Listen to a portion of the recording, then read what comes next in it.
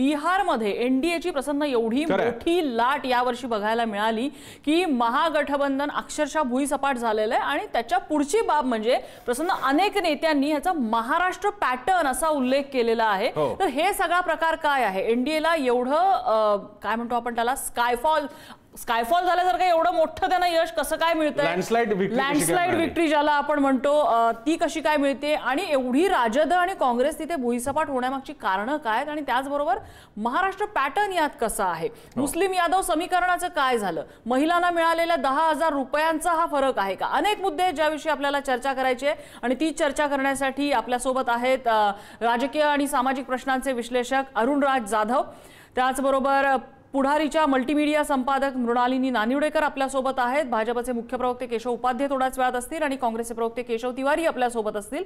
आपण चर्चेला सुरुवात करूया मृणालिनी नानिवडेकर मॅडमपासून। नानिवडेकर मॅम, आज दिवसभरात घडलेल्या घडामोडी आपण बघितल्यात, थोडाफार फरक पडेल, वर खाली सीट्स होतील असा अंदाज असताना एनडीए 200च्या पुढे गेलेलं आहे। एवढी मोठी मुसंडी त्यांनी मारली आहे, प्रामुख्याने कुठली कारणं दिसत आहेत आणि कुठलं असं एक कारण आहे त्यांना एवढा मोठा विजय देऊन गेलं असं वाटतं?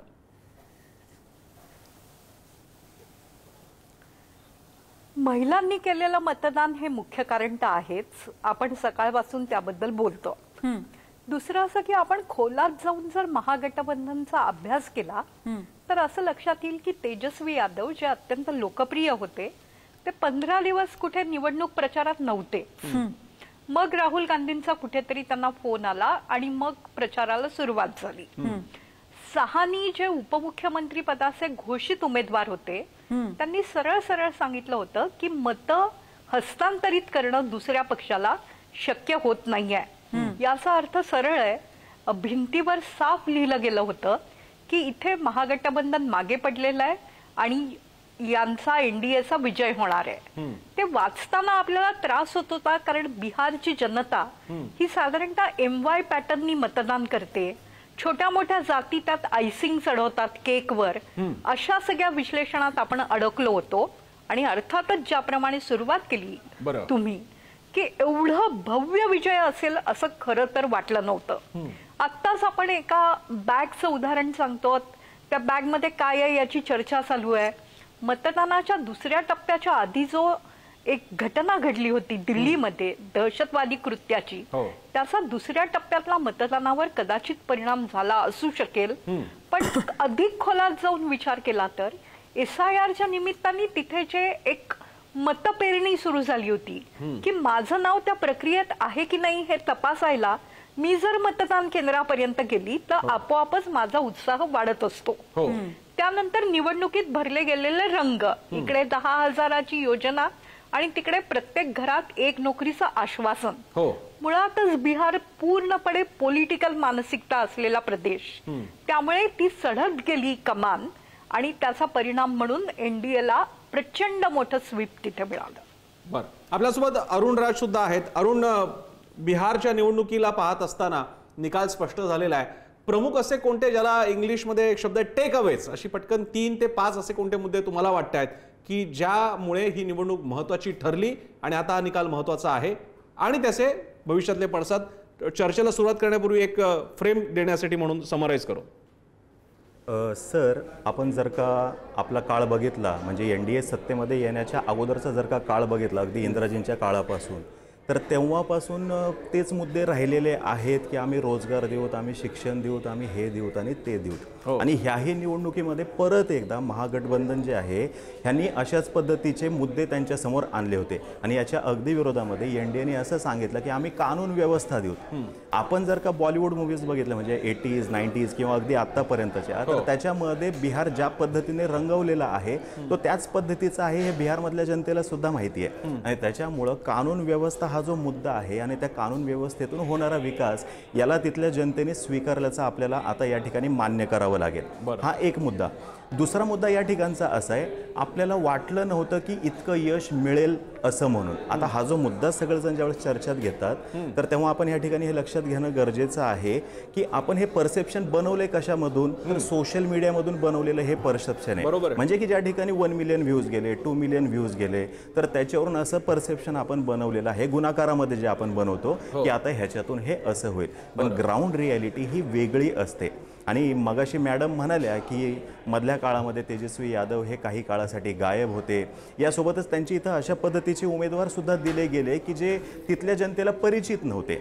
आणि यासोबतच काँग्रेसचे जे प्रभारी होते त्यांचं नेतृत्व त्या ठिकाणी फार काही कमाल दाखवू शकलं नाही. परत परत त्याच करिश्म्यावरती जर का काँग्रेस अवलंबून राहणार असेल तर ह्या गोष्टी अवघड होत जाणार आहेत. आणि राहिला मुद्दा थोडासा राहुल गांधी यांच्याकडे येऊयात. तेजस्वी यादव यांच्यावरती चर्चा सगळेजण करणारच आहेत, पण असं मी वाचत होतो थोड्या वेळापूर्वी की बाबा आता त्यांचा जवळपास 95वा पराभव आहे म्हणून. राहुल गांधी त्या ट्रॅपमध्ये आहेत बघा, म्हणजे ते राहुल पण आहेत आणि ते गांधी पण आहेत. हा एक वेगळा ट्रॅप त्यांच्या समोर आहे. मग त्या ट्रॅपमधून आता त्यांना बाहेर यावं लागणार आहे. हे त्यांनी नॅरेटिव्ह मधल्या काळामध्ये ज्या पद्धतीने त्यांनी समोर आणलं होतं त्या संदर्भातले त्यांनी पुरावे दिले असं सुद्धा सांगितलं जात आहे. पण त्या पुराव्यांमध्ये सुद्धा आपल्याला खंड दिसतोय बघा. म्हणजे हा एक टप्पा झाला, परत एकदा सगळ्यांना ब्रिदिंग पिरियड मिळाला, परत दुसरा टप्पा आला, परत ब्रिदिंग पिरियड मिळाला आणि परत तिसरा टप्पा आला. लावून धरणं जे म्हणतो ना आपण, लावून धरणं हा मुद्दा या ठिकाणी दिसत नाही, ज्याचा आता आपल्याला दिसतंय की बाबा काय हे आहेत, आकडेवारी समोर आलेली दिसतीये.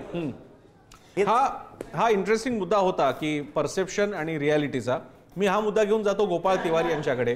गोपाळ तिवारीची 2 मुद्दे तुमच्याकडे घेऊन येतोय. एक तर काँग्रेसला ठरवावं लागेल की यापुढे अलायन्स नाही, काय व्हायचंय ते जय पराजय करायचा आहे तो स्वबळावर करायचा. कारण आता इथे होईल असं, जे मला आताच परसेप्शन मला माहिती आहे उत्तर प्रदेशमध्ये झालं होतं की बघा आपण काँग्रेस बरोबर गेलो आणि आपलं हे असं झालं. भाजपने तो ब्लेम गेम सुरूच केलेला आहे. अशा वेळी आपल्या मित्रपक्षांकडनं शिव्या खाण्यापेक्षा नको ते मित्रपक्ष जे काय करायचंय ते आपण स्वबळावर करूया, विजय तर आपला पराजय तर आपला, अशा मोडवरती आता जायची वेळ आलेली आहे.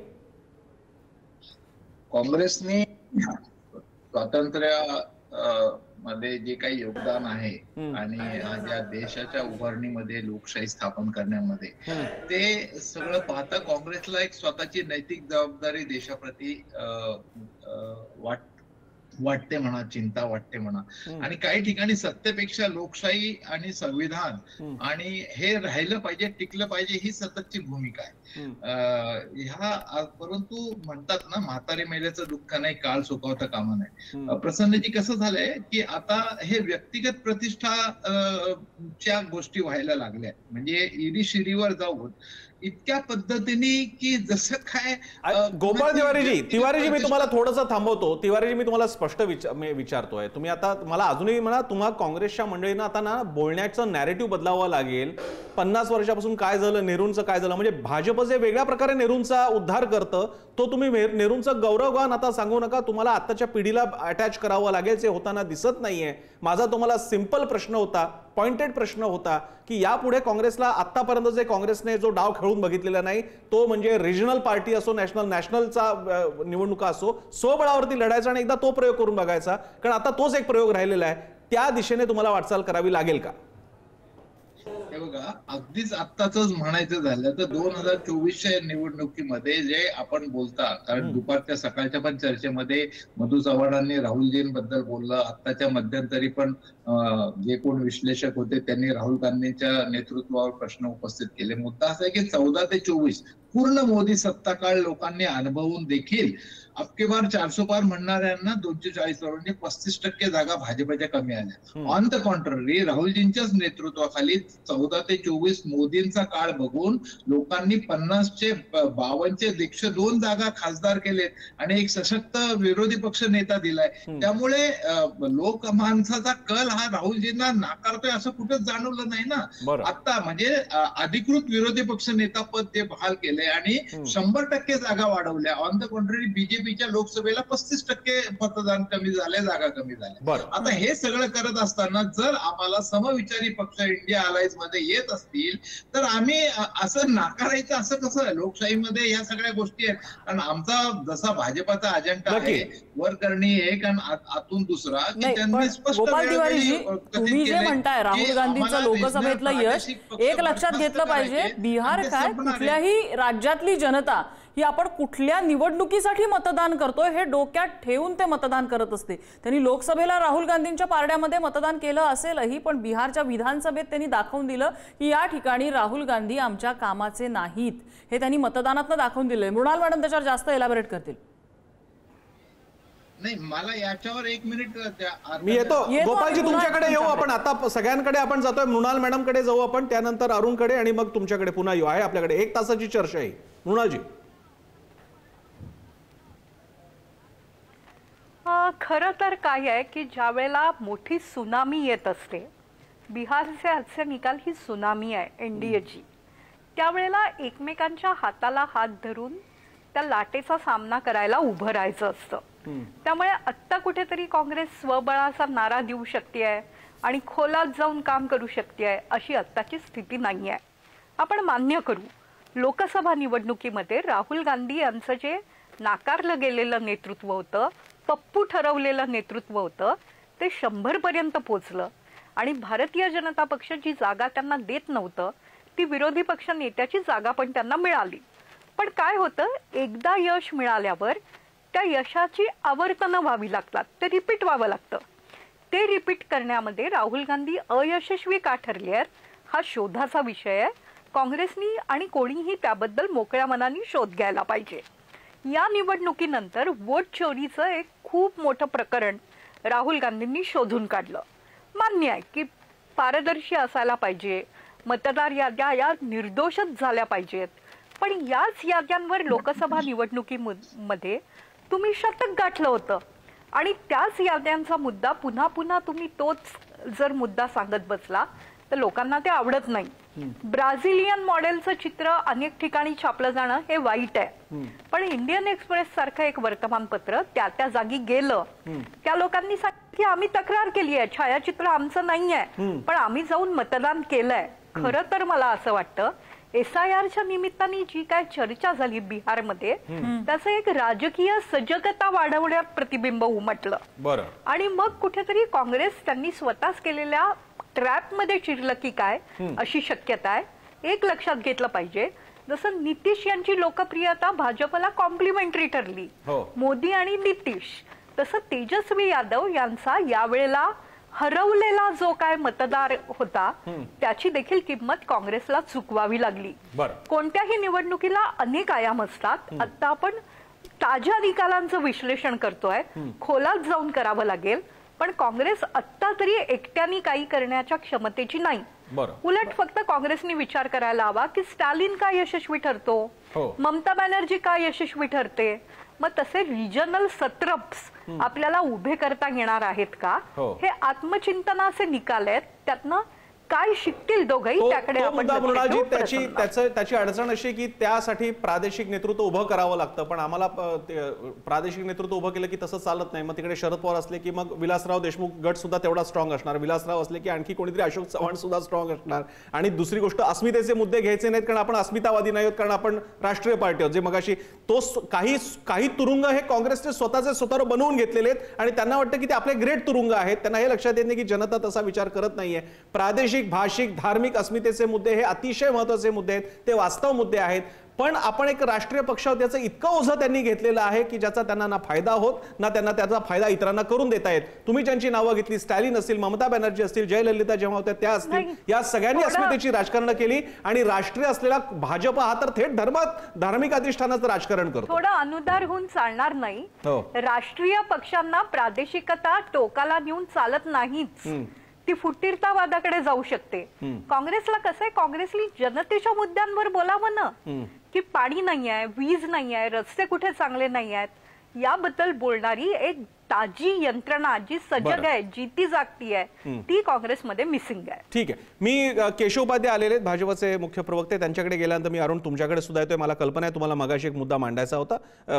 केशव उपाध्यायजी, तुमचं स्वागत आणि तुमच्या पक्षाचं तुमच्या बिहारमधल्या अलायन्सचं अभिनंदन. मोठं यश आहे, आधीपेक्षाही मोठं यश आहे आणि या यशामधला भाजपचं यश अधिक ठळक यासाठी आहे कारण आता भाजप बिहार खऱ्या अर्थानं पादाक्रांत करते. आतापर्यंत तुम्ही युतीत होता, आता केवळ एक उदाहरण द्यायचं झालं तर नितीश कुमार बाजूला पडले तर या क्षणी भाजपची इतकी ताकद आहे की तुम्ही 16वर सत्ता, सगळ्या गोष्टी जे राजकारण करावं लागतं, फ्लोर मॅनेजमेंट, ते करून आणू शकता. आणि हे मी कौतुकाने सांगतोय. त्यामुळे भाजपच्या तुमच्या कॅडरचं ते यश आहे.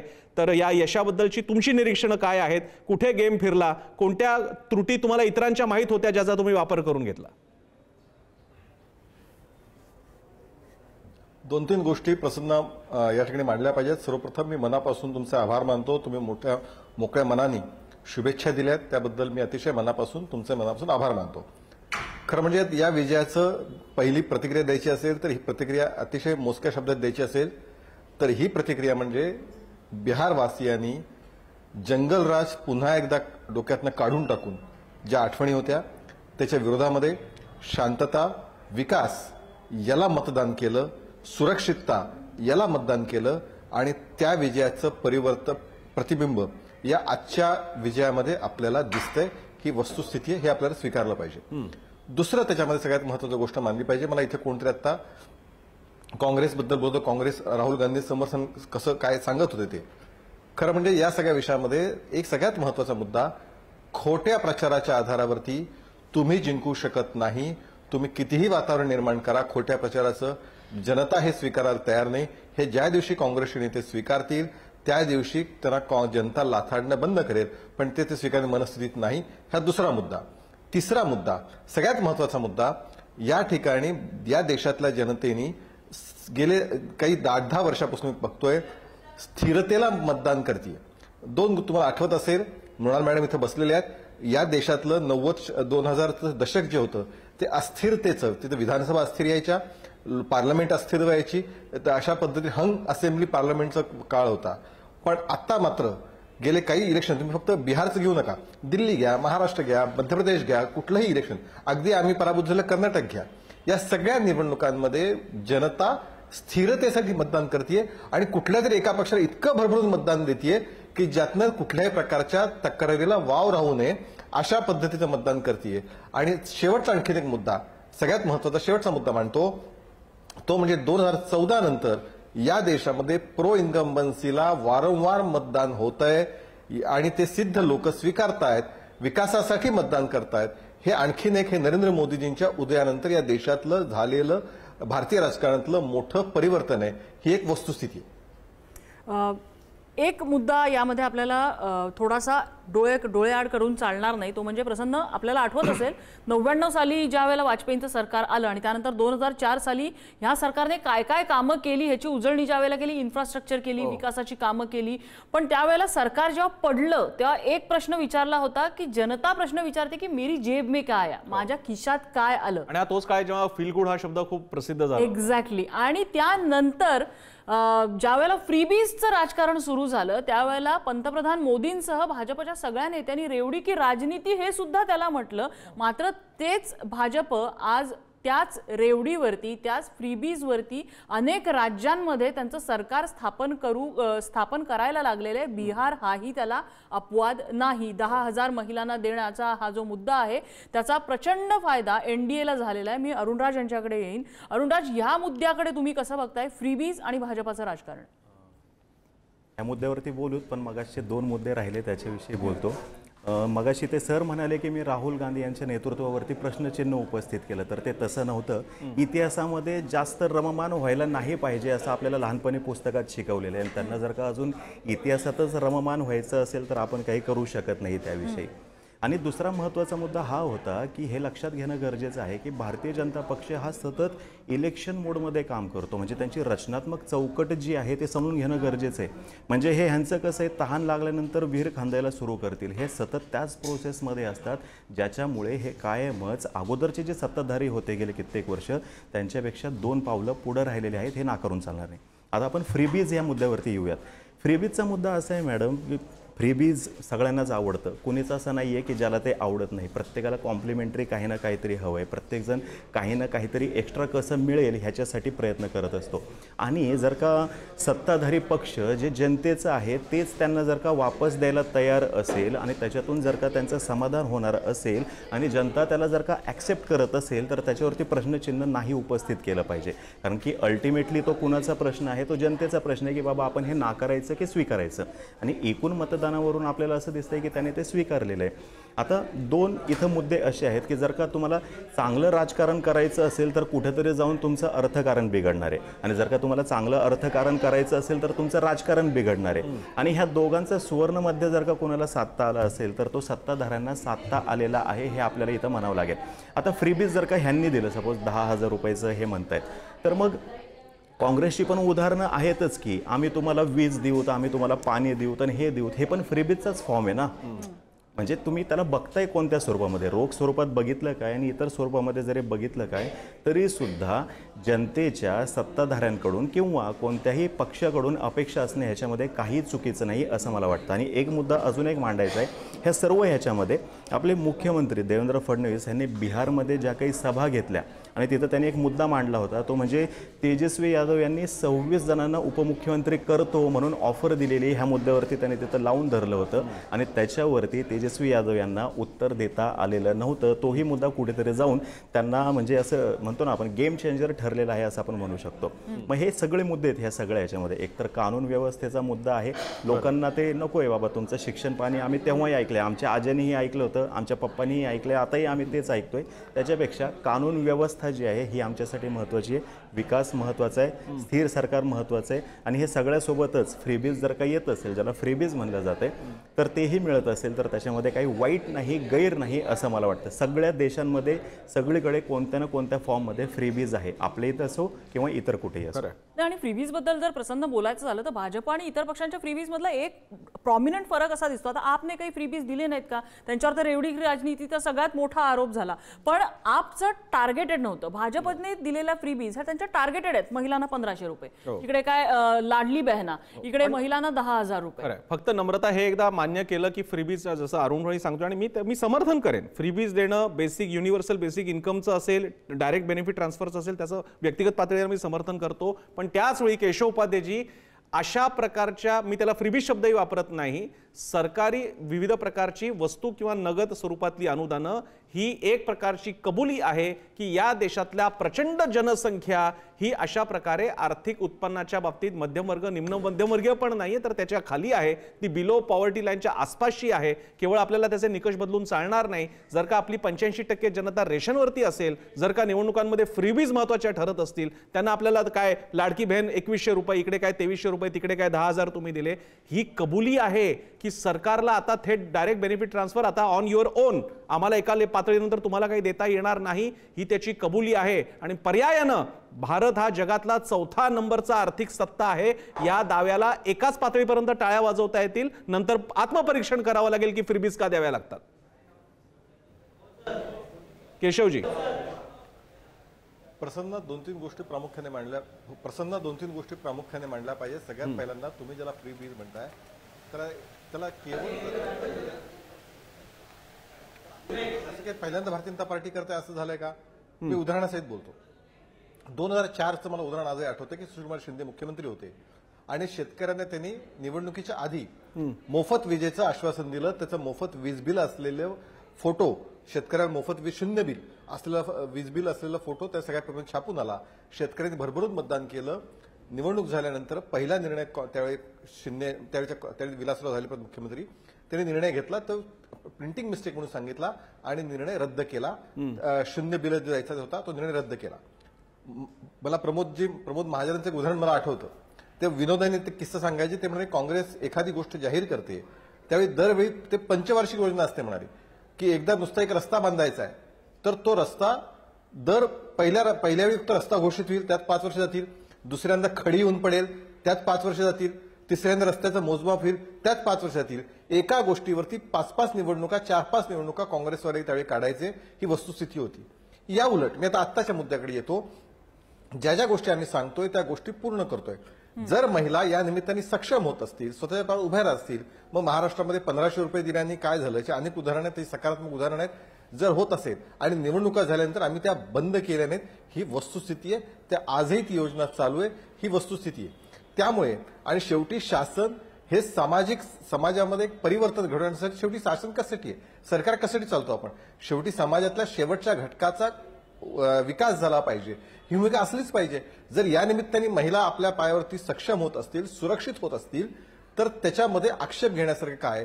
दुसरा मुद्दा त्यातला असा आहे की ज्या राज्याला ज्या गोष्टी शक्य आहेत त्या राज्याने त्या गोष्टी कराव्यात.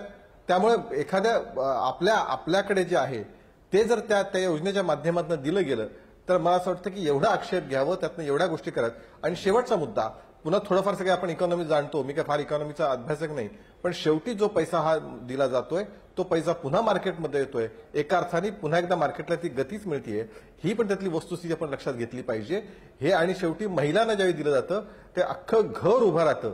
केवळ ते त्या महिलेपुरतं ते मराठी राहत नाही ती मदत, ते अख्खं घर उभं राहतं आणि पर्यायाने एक तो समाज वर यायला मदत होते. या अनेक फॅक्टरने आपल्याला केवळ फ्री बीज दिल्या, वाटल्या, 10,000 रुपये दिले, 1500 रुपये दिले, एवढ्या वरवरच्या स्वरूपामध्ये या योजनांकडे बघून चालणार नाही. आपल्याला हे लक्षात ठेवलं पाहिजे. आज विरोधकांनी आणखीन एक आरोप केलेला आहे की बिहारमध्ये हा महाराष्ट्र पॅटर्न दिसून आला की विरोधकांना त्यांच्या म्हणजे जी पार्टी जे कोलिशन आहे, जे गठबंधन आहे, ते सत्तेत येण्याची अपेक्षा आहे, त्यांना 50च्या खाली आणून ठेवायचं असं तर संजय राऊतांनी अगदी ह्या शब्दामध्ये पोस्ट केलेली होती. मृणाल मॅम, महाराष्ट्र पॅटर्न बिहारमध्ये दिसतोय?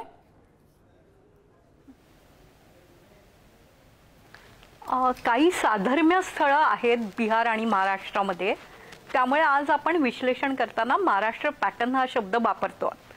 एकतर काय की एका सहकारी पक्षाबरोबर महाराष्ट्रात ते 2 होते, बिहारमध्ये एक महत्त्वाचा सहकारी पक्ष आणि मग चिराग पासवान, जितेन मांझी अशा प्रकारचे 3 छोटे मोठे पक्ष.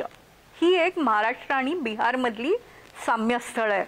आणि दुसरं, नुकतंच महाराष्ट्राचं निवडणूक झालेली आहे, त्याच्यामध्ये महिलांना ज्या प्रकारे 1500 रुपये दिले गेले आणि आत्ता इथे दिले गेलेले 10,000, यामुळे एक महाराष्ट्र पॅटर्न असं नाव सातत्याने घेतलं जात आहे. मग असे अरुणजी जे बोलले त्याचं स्वागत, ते अत्यंत उत्तम विश्लेषण करतायत. पण कोणत्याही प्रकारची फ्रीबी ही जनता मान्य करतेय म्हणून लोकशाहीमध्ये जनतेला त्याच्यावरती काही आक्षेप नाही असं म्हणता येईल. पण ती फ्रीबी जर त्या अर्थव्यवस्थेवर ताण आणत असेल तर ती योग्य नाही असं राजकीय विश्लेषण करताना बोलावंच लागेल. महाराष्ट्रातही तसंच होत आहे. महाराष्ट्रातही दुसऱ्याही आघाडींनी तसाच प्रकारचं पॅकेज देऊ बघितलं होतं. नम्रता, खरं तर असं म्हणता येईल की फ्रीबीज देणाऱ्याची विश्वासार्हता हा देखील निवडणुकीतला एक मुद्दा झालाय. पण कोणत्याही प्रकारे जनतेने दिलेल्या आयकरातून अशा प्रकारच्या सवलती जर देणार गेल्या असतील आणि त्यातनं जर काही भांडवली उभं राहणार नसेल तर तो चिंतेचा विजय निश्चित आहे. केशवजींच्या आजच्या विजयावर आपल्याला काही सावट आणायचं नाही. स्पेक्टॅक्युलर विन आहे, पण याचा खोलात जाऊन विचार करावाच लागेल. तो अर्थतज्ञांना करावा लागेल, तो राजकारण्यांनाही करावा लागेल.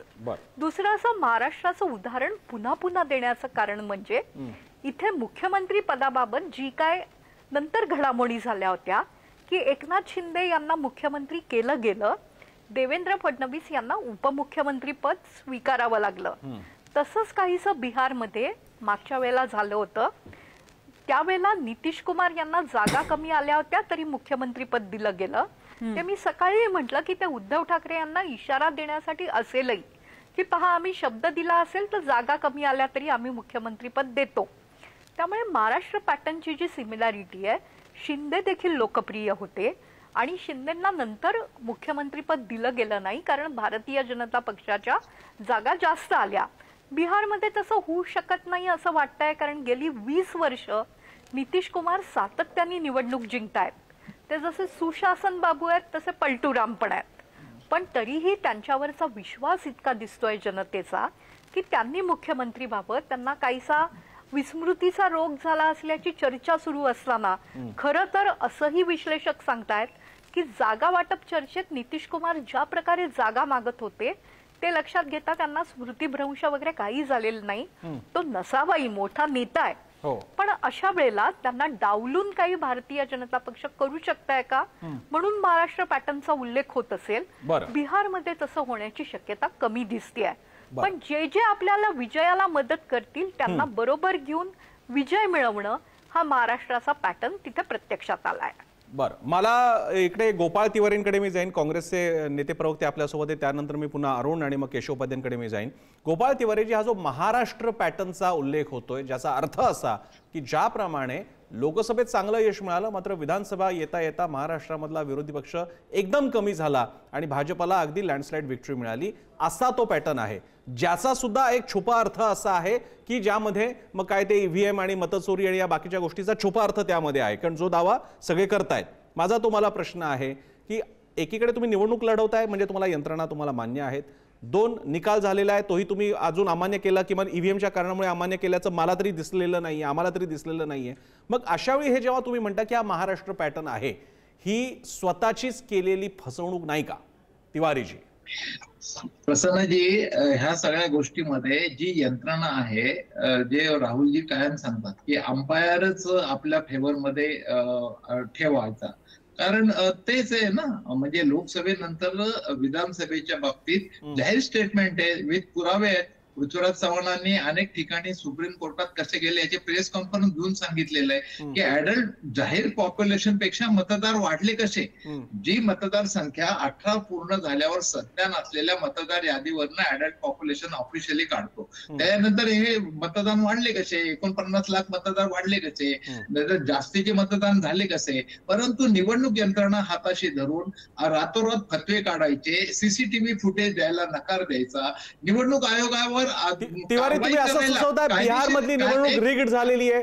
तिवारीजी, तुम्ही असं सुचवताय बिहार मधली निवडणूक हा वोट चोरीचा प्रकार आहे, असा दावा करताय तुम्ही? सांगतोय की मी तुम्हाला सांगतोय की वास्तवता सांगतोय की निवडणूक अधिकाऱ्यांवर कारवाई करायचा नाही असा कायदा नेमायची काय गरज आहे? तो 70 वर्षात जर कधी झालं नाही आणि ते त्या ठिकाणी निवडणूक आयोगावर तुम्ही काहीही कायदेशीर कारवाई करू शकत नाही. हे चिलखत त्यांना कशासाठी?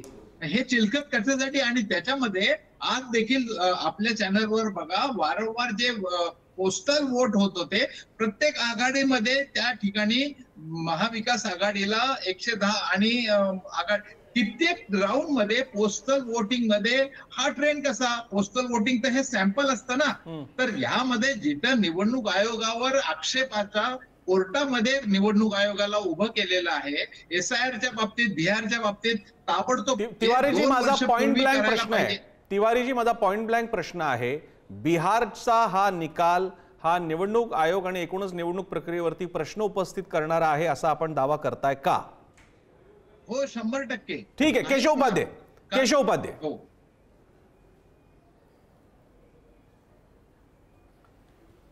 कारण निवडणूक आयोगाविरुद्ध कारवाई करायचं नाही. खोट्या मुद्द्याच्यावरती कितीही तुम्ही, प्रसन्न मला बोलायचंय. बोला केशवजी, बोला. प्रसन्न मला बोलायचंय. हो, मुळात प्रसन्न असं आहे की खोट्या प्रचाराच्या आधारावर तुम्ही किती इमारतीचा प्रयत्न केला तरी ते मुळात ती इमारतीचा पायाच खोटा असल्यामुळे तो जनतेला पटत नाही. आता आपण मुद्द्यावरती बोलू, अगदी मुद्देसूद बोलतो मी. बिहारच्या SIR बद्दल प्रचंड गदारोळ राहुल गांधींनी केला होता, मतदार याद्यांच्या बद्दल. या मतदार याद्यांचा मुद्दा बाकीच्यांनी सोडून द्या, पण बिहारमध्ये काँग्रेसच्या नेत्यांनी सुद्धा बिहारच्या निवडणुकामध्ये SIR बद्दल एक चकार शब्द काढला नाही. काढला असेल निवडणुकांमध्ये तर मला जरूर त्याची क्लिप पाठवा, मी माझ्या शब्दात इथे हे करायला तयार आहे. त्यामुळे जो आपल्या नेत्यांचे मुद्दे सुद्धा जे आपले कार्यकर्ते स्वीकारत नाहीत, तिथे काय होणार पुढे? दुसरा मुद्दा, आता पुन्हा एकदा मतदार यादीबद्दल येऊ. पृथ्वीराज चव्हाणांचा उल्लेख केला. भारतीय जनता पार्टीने तर काढलं ना पृथ्वीराज चव्हाणच्याच मतदारसंघामध्ये कशा पद्धतीने तिबार मतदार नोंदवलं गेलंय. ते पृथ्वीराज चव्हाण आज याच्यावर खोट्या मतदानावर बोलतायत.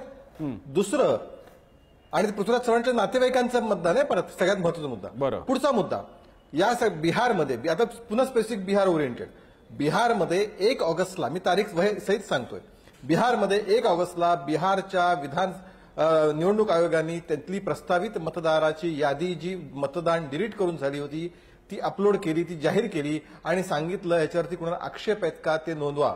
बिहारमध्ये 78,000 पोलिंग बूथ होते. प्रसन्ना, इथे मी सांगतोय 8 ऑगस्ट पर्यंत मुदत होती. 8 ऑगस्टला मुदत संपल्यानंतर त्या 78,000 बूथ आणि बिहारमधले असलेले सर्व राजकीय पक्ष यापैकी एकानेही त्या मतदार यादीवरती आक्षेप लेखी नोंदवला नाही. असं आहे की त्या आक्षेपावर कारवाई होत नाही, कुणी करणार नाही, तो नंतरचा मुद्दा आहे.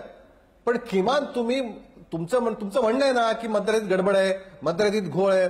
ज्यावेळी ती मतदार यादी प्रकाशित केली होती 1 ऑगस्टला, 8 ऑगस्ट पर्यंतची मुदत होती, एक पोलिंग बूथ काँग्रेसचा एजंट कुणी त्यांनी सुद्धा साधा आक्षेप घेतला नाही. कारण मुळामध्ये या लोकांना फक्त हवा करायची. मतदारांची निर्जूळ झाली पाहिजे का? झाली पाहिजे. दुबार मतदार कमी झालेत का? झाले पाहिजेत. पण मुळामध्ये आपल्या पराभवाचं खरं कारण जनता खोटं नाकारतीये. ही वस्तुस्थिती स्वीकारायच्या ऐवजी पुन्हा एकदा खोटा प्रचार करायचं काम अजूनही त्याच मानसिकतेमध्ये, त्याच भ्रमामध्ये ते राहत आहेत आणि त्याच्यामुळे या सगळ्या विषयामध्ये काँग्रेस वारंवार पराभूत होती. मी अरुणकडे जातो. शेवटचे आता 10 मिनिटात सगळ्यांकडे एक एक प्रश्न घेऊन जायला मी नंतर नम्रताकडे सूत्र देईन. अरुण, मला एक वेगळा प्रश्न विचारायचा आहे. बिहार हा स्टार्टिंग पॉइंट आपण मानूया. भाजपला जनमानसात स्थान आहे. मासेस बहुजन समाज भाजपला स्वीकारतो आहे. भाजपचा हिंदुत्ववाद, राजकीय हिंदुत्ववाद स्वीकारतो आहे. हे एक वास्तव आता सर्व राजकीय पक्षांनी स्ट्रॅटेजीचा भाग म्हणून आणि सामाजिक राजकीय आकलनाचा भाग म्हणून आता मानलं पाहिजे, ज्याच्यापासून एक साधारणपणे आपण मानत नाही. म्हणजे उदाहरणार्थ महाराष्ट्र पुरोगामी, उदाहरणार्थ काय आपलं बाकीची काही म्हणजे काय बिहार समाजवादी बालेकिल्ला आहे. या वर्षानुवर्षाच्या परसेप्शन पासून पुढे जाऊन आता जरा ही वेगळी दृष्टी करावी लागेल. चित्र बदलतंय जमिनीवरचं, बदलताना दिसते ना सर, स्पष्टपणे आपल्याला दिसते या ठिकाणी गोष्टी बदलत आहेत. बिहारच नाही, महाराष्ट्रामध्ये सुद्धा बदलताना दिसत आहेत. आता मगाशी मॅडमने माझं कौतुक केलं, त्याबद्दल त्यांचं धन्यवाद. तर पण बोलता बोलता ते असं बोलल्या की आयकराचा जो आहे त्यांच्या पैशाचा अपव्यय आहे. आता पण जर का बघितलं, प्रत्येकजण डायरेक्टली किंवा इनडायरेक्टली टॅक्स हा देतच असतो. जर का तुम्ही टॅक्सची मर्यादा वाढवताय तर त्यांना पण कुठल्या ना कुठल्या पद्धतीने इनडायरेक्टली काय होईना फ्रीबीज टाईप आता इथं फायदा मिळताना आपल्याला दिसतोय. बीजेपीने जर का आपण बघितलं गेल्या काही दिवसांपासूनची त्यांची स्ट्रॅटेजी ज्या पद्धतीने पुढे जाताना दिसती आणि ते त्या स्ट्रॅटेजीला धरून आहेत, उलट त्याच्यामध्ये नवनवीन गोष्टी ते ॲड करताना दिसत आहेत. ह्याच्या अगदी विरोधात काँग्रेस घ्या किंवा त्यांच्यासोबत इतर जे पक्ष आहे ते त्याच जुन्या गोष्टींना चिकटून राहिलेले दिसत आहेत. सोशल मीडियामध्ये अजूनही त्यांचा प्रेझेन्स म्हणावा तसा दिसत नाही, जो बीजेपीने तेव्हापासून ॲक्वायर केलेला आहे किंवा तिथे ज्या पद्धतीने नॅरेटिव्ह सेट करताना दिसतात त्या पद्धतीने काँग्रेस अजूनही सेट करत नाही किंवा त्यांचे सहकारी पक्ष सेट करत नाहीत.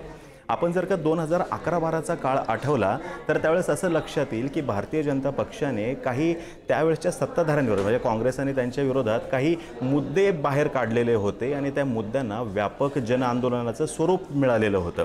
त्याचं पुढं काय झालं हा मुद्दा वेगळा. पण आता राहुल गांधी किंवा त्यांचे इतर जे काही मित्रमंडळी सहकारी पक्ष आहेत ते जे काही प्रश्न उपस्थित करत आहेत त्याच्या विरोधामध्ये कुणी काही बोलताना दिसत नाही आहे किंवा समोर येऊन त्याच्याविषयी काही हालचाली होताना दिसत नाहीत. ह्याचा अर्थ आपण असा घेऊ शकतो, एक तर खूप टप्प्याटप्प्याने ह्या गोष्टी येताना दिसत आहेत. परत हा जो काही मुद्दा सातत्याने मांडला जातोय, महाराष्ट्र पॅटर्न म्हणा, वोट चोरी म्हणा, हे काही सगळ्यांनाच समजतंय अशातली गोष्ट नाही. आणि ज्यांना समजतंय त्याच्यापैकी किती जण मतदान करायला घराबाहेर पडतात हाही फार महत्त्वाचा मुद्दा या ठिकाणी आपण लक्षात घेणं गरजेचं आहे. आणि म्हणून हे जे मुद्दे आहेत या मुद्द्यांवरती आता खरोखर जे विरोधी पक्ष आहेत त्यांना विचार करण्याची गरज आहे. ग्राउंडवरती रिॲलिटी बदलताना दिसत आहेत. नवीन जो जेनझी येतोय त्यांच्या अपेक्षा वेगळ्या आहेत. जे त्यावेळेस जेनझी होते ज्यावेळेस भारतीय जनता पक्ष सत्तेत आला 2014च्या आसपास, जे आता वेगळ्या आता त्यांच्या वयाच्या एका टप्प्यावरती आलेले आहेत ते अजून त्यांच्यासोबत टिकून आहेत. उलट त्यांना असं वाटतंय जे चालू आहे चांगलं चालू आहे. मुद्दे कोणते येत आहेत समोर? भ्रष्टाचाराचा मुद्दा समोर आला का? जे त्यावेळेस 2011-12ला ज्या पद्धतीने व्यापक स्वरूपात समोर आले ते येताना दिसत नाहीयेत. लोक कुठं खुश आहेत?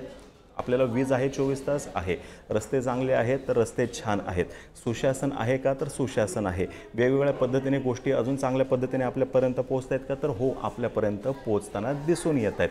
मग आता विरोधाचा मुद्दा राहिला कोणता तर हा एक वेगळा विरोधाचा मुद्दा समोर आलेला आहे की ज्याला लोकांनी पूर्णतः स्वीकारले असं म्हणता येणार नाही. स्वीकारलं असतं तर हे या पद्धतीने आपल्याला निकाल दिसला नसता. समजून घेणं गरजेचं आहे की मगाशी पण मी शब्द वापरला होता, भारतीय जनता पक्षाची आणि त्यांच्या सहकारी पक्षांची कार्यपद्धती एका रचनात्मक चौकटीमध्ये ह्या सगळ्या गोष्टी होत राहतात. त्या चौकटीपेक्षा मोठं कोणीही नाही आहे. ती चौकट तोडून कोणीही बाहेर जाऊ शकत नाही आणि तिथं प्रत्येकाला महत्त्व आहे. म्हणजे जर का आपण बघितलं जे 2 नंबरचे नेते, 3 नंबरचे नेते, 4 नंबरचे नेते हे सगळेजण त्या ठिकाणी झटताना दिसत होते. कुठे भारतीय बिहारमध्ये दिसत होते. महाराष्ट्राचे मुख्यमंत्री सुद्धा बिहारमध्ये गेलेले दिसले. त्यांनी तिथं तुफान प्रचार दौरा केला. पण ह्याच्या अगदी विरोधात बिहारमध्ये जर का आपण बघितलं राहुल गांधी हेच सातत्याने प्रयत्न करताना दिसून आले. राहुल गांधी यांच्यावरती प्रश्नचिन्ह नाही, पण त्यांच्यासोबतचं जे काही वर्तुळ आहे त्यांच्या आजूबाजूला जे काही मधमाशा आहेत त्या अजून सुद्धा त्यांच्या मानसिकतेमधून बाहेर पडायला तयारच नाहीये. एकच दिसतंय, इतर नेतृत्वाचं विकेंद्रीकरण त्यांचं झालेलं नाही, डिसेंट्रलायझेशन होताना दिसत नाही आणि ज्याचं प्रतिबिंब इथं दिसतंय आपल्याला. आणि आता शेवटी जाताना हा मुद्दा आपल्याला घ्यावाच लागेल प्रसन्न, तो म्हणजे मुख्यमंत्री पदाचा चेहरा कोण. मी केशव उपाध्यायांकडे येते. केशवजी, आकडे बघता तुमच्याकडे ट्रम्प कार्ड तुमच्या हातात आहे की आमचे आकडे जास्त आहेत. मागच्या वेळेला तुम्ही तुमचे आकडे जास्त असताना सुद्धा नितीश कुमार यांनाच मुख्यमंत्री बनवलेलं होतं. यावेळेला मुख्यमंत्री पदाचा चेहरा जाहीर झालेला नाहीये म्हटल्यानंतर भाजप स्वतःसाठी काही विचार करताय का, की केंद्रातले कॅल्क्युलेशन आणि गणित पाहता नितीश कुमारच यावेळेचे मुख्यमंत्री पुन्हा दिसू शकतील? असं आहे प्रसन्ना किंवा नम्रता आपल्यासोबत. पत्रकार म्हणून या विषयाचं, या निर्णयाचं, नम्रता बोललो ना मी, नम्रता प्रसन्न आणि नम्रता, असं या निर्णयाचं तुम्हाला पत्रकार म्हणून लवकर निर्णय मिळावा, माहिती व्हावी अशी अपेक्षा असणं, त्यात चूक काहीच नाही. पण मुळामध्ये आत्ता पूर्ण निकाल हाती येतोय. म्हणजे आता सगळे जिंकल्याचे आत्ता 25 घोषित झाले, 67 लीडवरती आहेत भारतीय जनता पार्टीचे.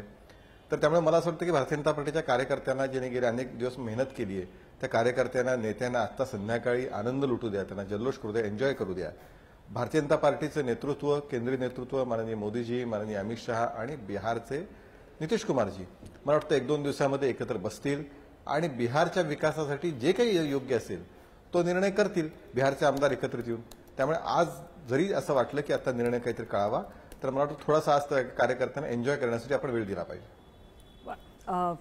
किशोर तिवारींकडे जाऊया. किशोर तिवारीजी, एक मुद्दा आहे जो आपल्याला मान्य करावा लागेल की आपण कुठले मुद्दे चालतात हे निवडणुकीच्या निकालावरती ठरतो. आपण अगदी गेल्या काही वर्षातलं बघितलं, राफेलचा मुद्दा चालला नाही. मी आणि प्रसन्न जसं बोलत होतो, राफेलचा मुद्दा अयशस्वी ठरला. चौकीदार चोर हे फारसा रिझल्ट मिळाला नाही. संविधान बचावमध्ये खूप गाजावाजा झाला. थोडंसं भाजपला तुम्ही हलवताय असं चित्र दिसलं, पण भाजपला तुम्ही सत्तेपासून दूर ठेवू शकला नाही. विधानसभेला चालला नाही महाराष्ट्र. अगदी विधानसभेला महाराष्ट्रात तो मुद्दा चालला नाही. आता परत मतचोरीचा मुद्दा आहे जो बिहारमध्ये चालत नाही. त्यामुळे पुन्हा एकदा काँग्रेसला कुठला तरी एक ठोस मोठा मुद्दा घेऊन जनतेच्या समोर यावं लागणार आहे. काँग्रेसचे मुद्दे जनतेला अपील होत नाहीयेत हे काँग्रेसच्या लक्षात येत आहे का?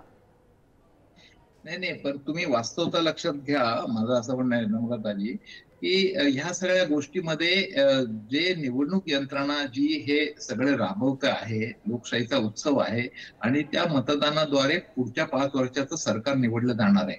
आणि याच्यामध्ये काही नैतिक आचरण देखील आहे की निवडणूक आयोगाने त्याला रोख लावला पाहिजे, परंतु हे निवडणूक आयोग काहीच करत नाही.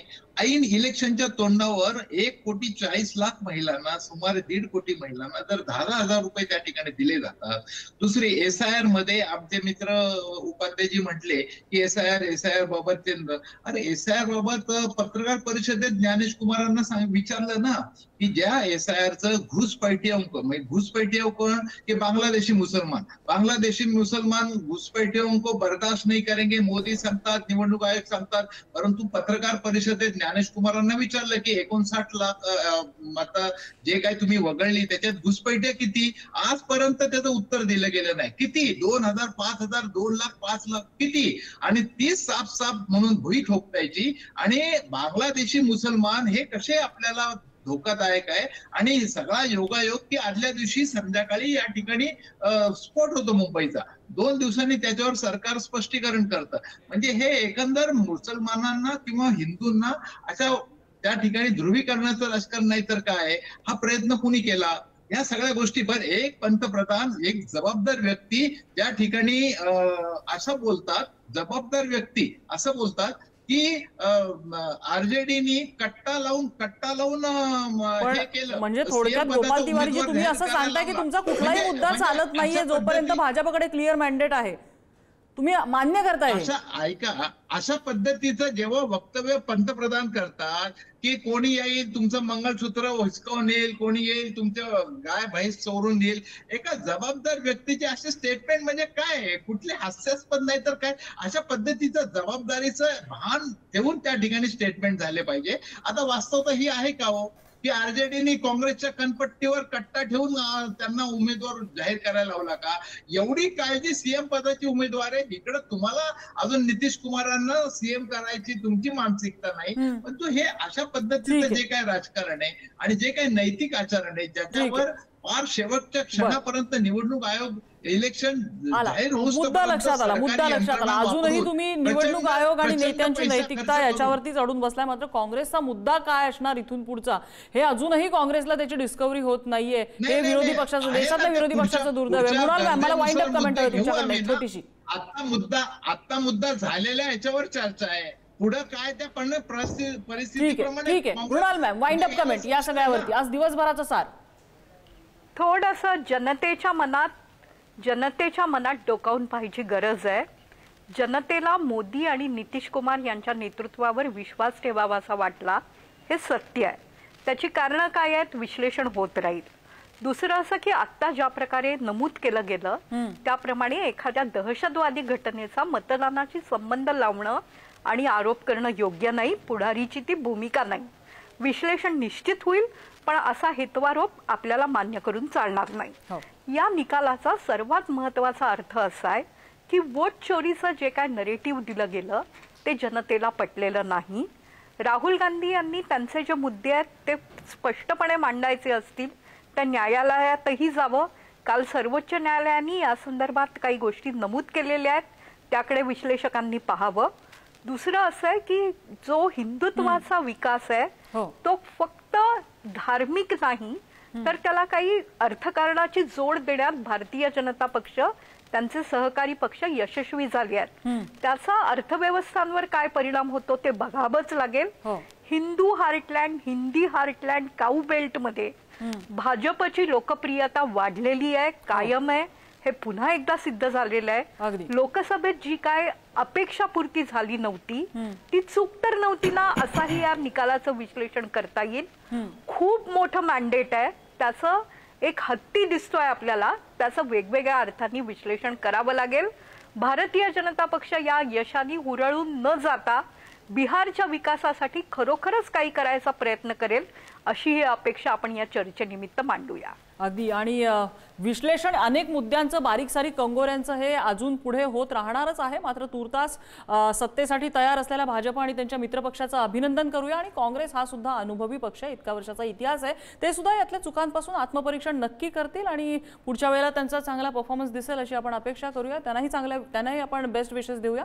आणि तूर्तास या चर्चेमध्ये इथेच थांबतोय. सगळ्यांनी आपल्याला वेळ दिला. सगळ्यांचे आभार. पुढारी न्यूजवर बातम्यांचा ओघ सुरूच राहील.